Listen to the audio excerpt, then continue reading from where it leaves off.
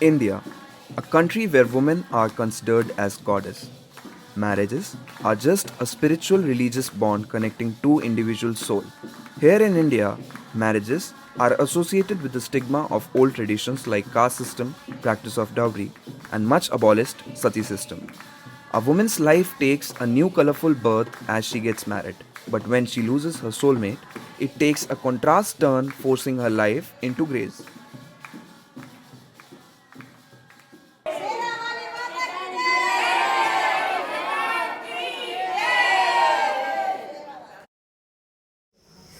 सात महीने हो गए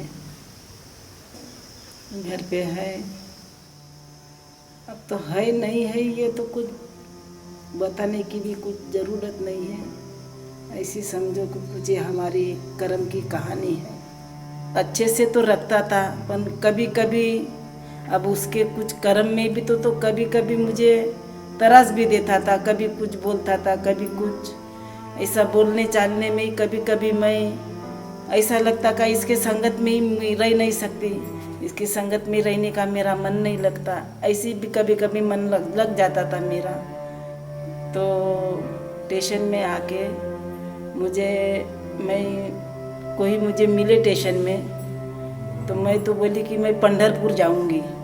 पर लेकिन अचानक मुझे ये मथुरा के कोई साथी मिले स्टेशन में, ये काटवल के स्टेशन में मिले। तो उसको पूछा कि तुम कहाँ जा रहे, तो उनने बोले हम मथुरा जा रहे हैं। तो मैं बोली वो तो कृष्ण का धाम है, मैं भी आ जाऊंगी तुम्हारे साथ। बस ऐसी मिल के आई। कोई मुझे किसी ने लाया नहीं और कोई मुझे सहारा नहीं नहीं है। मेरे घर में पता नहीं है, कोई रिश्तेदार को पता नहीं है। मैं उसके चरण में गई। मेरे माझ्या पोराच्या मी चरणात गेली आणि चरणात जाऊन त्याला मी वंदन केलं की बेटा, तू माझ्या बहुचा जान घेतलास, प्राण घेतलास कशासाठी? मला सगळं समजून आला, कळून आला की तू मला मुक्त करण्यासाठी। आता मला मुक्ती दे, मला फक्त मुक्ती पाहिजे, मला काही नको। These widows, in search of salvation from the flight of their lives, reach the birthland of Lord Krishna, Vrindavan. Here, the widows from almost every part of India meet, stay together, and form their own community to show the world that they can survive beating the society's notion against them. मेरा नाम है अर्चना सरकार। कहाँ से हो? हम्म? कहाँ की रहने वाली हो? मैं मथुरा की रहने वाली। यहाँ पे क्यों आई आप? यहाँ पे दे गए थे। शादी हुई आपकी? शादी तो हुई, माँ बाप ने वो भैया की शादी हो गई नहीं, तो इसलिए कि तो तेरे को कौन खवाएगा बैठा बैठा के। बहू आएगी तो बहू लात मार के भगा देगी, इसलिए। मम्मी तो है नहीं, मम्मी मर गई। इस बार निकाल दिया कि तुझे तलाक देना पड़ेगा, लिखा पढ़ी करनी पड़ेगी। आपका क्या नाम है? पारो। आपके घर पे कौन कौन है? देवर है, दो देवर है, एक मेरा पति है। पति की कब मृत्यु हुई? बिस्तर में मृत्यु हो गई उनकी। जीते रहे थे ना, पॉपिट संभालना है, दुकान संभालना है, वो ऐसे ही वो पति जीते रहे थे ना बिस्तर में, साथ चली गई।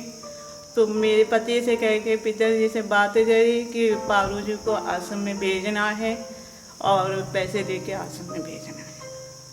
और मेरे ससुर ये कहने लगे थे कि ये लड़की के हम कुछ नहीं कर सकेंगे, ये वहाँ पे रहेगी तो अच्छी तरह खाएगी कान्हा जी के कृपा से। और सास ने देवर जी से, पति से बात करी, देवर जी से, तो यहाँ पे आश्रम में भेजा। आप खुश हो यहाँ? हाँ, यहाँ पे खुश है।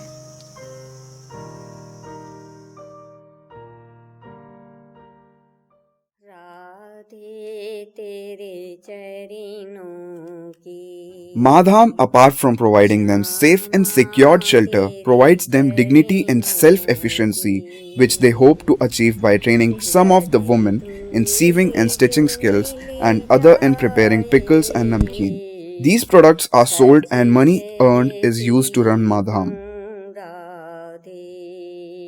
हाँ जी मेरे शुगर से पैर गल गया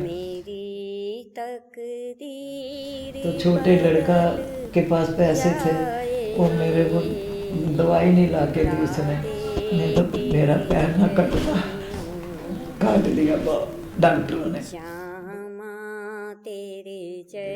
और मुझे धक्का मार के गली में फेंक देता रात के 2 बजे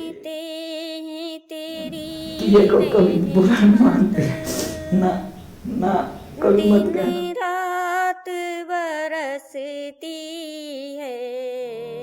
These sad stories can't express the real pain they faced. But what we as a society can do is to change the stereotypical ideology by traditions and culture and accept them as any other woman in the society. This was just a small part of their life, and if you can feel a bit, then put a small effort like Mansher Suri joined a place like Madham who are putting up efforts to uplift these women emotionally and physically and letting them to be a part of annual mass marriage to take a step ahead to be called a developed country.